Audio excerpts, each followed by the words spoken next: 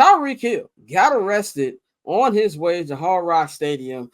He was cited for what do they call it? No seatbelt, driving recklessly. I never been to Miami a day in my life, but I have been in game day traffic. And I know it's kind of borderline impossible to drive recklessly around the stadium. The thing where to me, what pissed me off, and I'm glad Tyreek said this in this post game. By the way, this picture right here, I'm scoring a touchdown and Jalen Waddle putting the cuffs on him. Hilarious. By the way, I'm glad he was able to make a light of it. He said himself in the post game, imagine if I wasn't Tyreek Hill.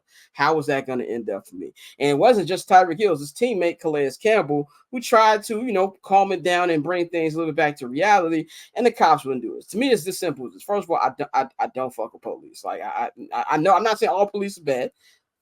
My godfather's police officer. They're not all. I know good police officers, but as a whole, I'm just not a fan. I think they were being assholes, and I think they were trying to make an example out of this rich nigga here.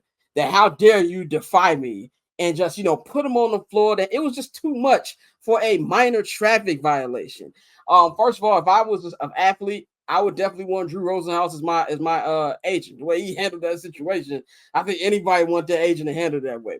But I think it was just too much, man. It was too much. And even in a situation as light as sports, it still shows the reality of the stuff that black men, not just black people, but specifically black men, we deal with when it comes to the law enforcement. It don't matter if you rich or you poor. And it could have been a lot worse for Tyreek Hill.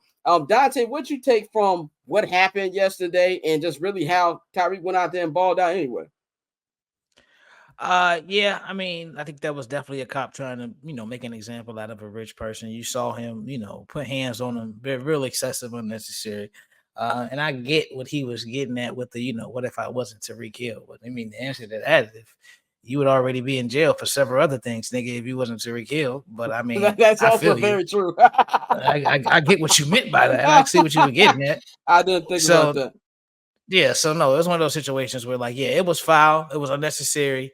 And it's just something that I think as much as we continue to talk about it, we're going to continue to see it in America because a lot of things aren't going to change until you have a mentality change, and you can't change somebody else's mentality. I can't make you stop doing dumb shit. Like racism at its core is just stupid. But to see him, like you said, this excessive force when at this point you're in Miami, even if you don't watch football, you're on the Dolphins security beat. You know who the fuck the players are, bro. And this man in this Phantom is clearly somebody that's going to the players' parking lot, and you do all this extra shit. So, I mean, it was crazy, but I mean, he was professional about it. He came to the game, he took care of business, and I think that he's still one of the best players in the league. So, it's unfortunate he had his his pregame routine messed up, but at the same time, Tyreek Hill is great at what he does, and he went out there and did what he needed to do for his team. Mikey, we'll let you go off on this one and you can get up out of here. You lived in Miami for a long time, so you know how the police out here. Did anything about this situation shock you or anything? No, I knew there was there had to be. I think in everything there's three sides to a story. There's Tyreek's side, there's the Miami-Dade police side, and then there's somewhere the truth in the middle. But they are very overzealous. They are very overzealous, and I could kind of see that that they were probably on a little bit more high alert. You got to take into account it's week one, it's opening day at Hard Rock Stadium. You got a lot of people there. I mean, people start tailgating over there like around 7 a.m. So there's always a heavy police presence. The one thing about where their stadium is, it's like there's like massive streets. They're like 4 lanes. So he was probably, we'll see, probably zooming in and out trying to get there because there's hella traffic over there. But I thought it was par for the course for how the Miami-Dade Police Department acts.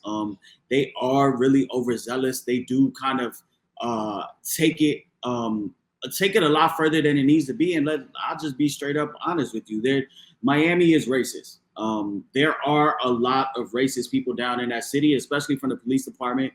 I no longer live there, but Miami Beach specifically is notoriously racist. They just don't want black people around. So the same way Dante said, you know who it is. You know it's Tyreek Hill. I know that the police union came out and they said that he was combative and he was not basically cooperating with them, so they kind of had to take it to that level. Tom Pelissero actually just tweeted right now that the Miami-Dade Police Department Director, Stephanie V. Daniels, has put out a statement. In our commitment to transparency and maintaining public trust, we are releasing the body-worn camera footage related to the recent incident involving Tyreek Hill. While standard protocol is to release body cam footage after the internal review is concluded, the available body cam footage, which is a combined 105 minutes and 33 seconds, is being released the day following the incident to reinforce the department's commitment to keeping the public informed. The department is committed to conducting a thorough, objective investigation into this matter, and we will continue to update the public on the outcome. I think 2 hours ago, the union came out and they kind of were, heavy-handed, and our police officers did the right thing. Tyreek wasn't cooperating, and they had to reposition him down to the ground. We all saw it. They forcefully threw that man on the ground. And now, with them saying that they're going to release 105-minute body-worn camera footage, I think they're going to try to make an example out of Tyreek.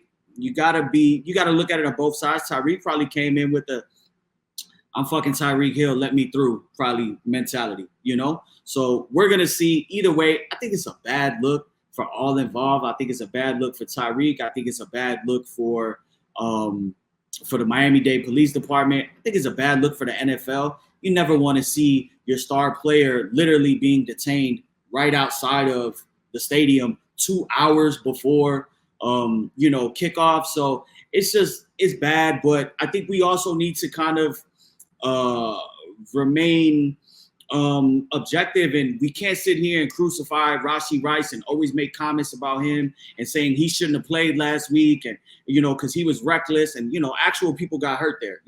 Fortunately nobody was hurt here, but you gotta be both ways. You can't have one guy breaking the law and everybody want to troll him and deservedly so make comments on him, for being irresponsible and putting people in harm's way.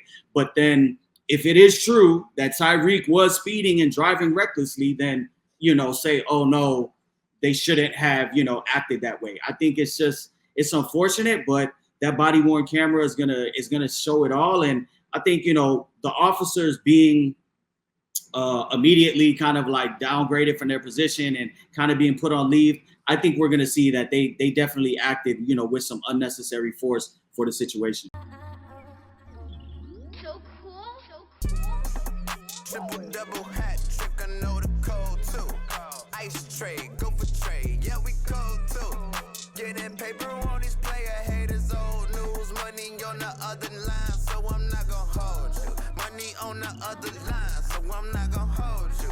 Money on the other line, so I'm not gonna hold you. Money on the other line.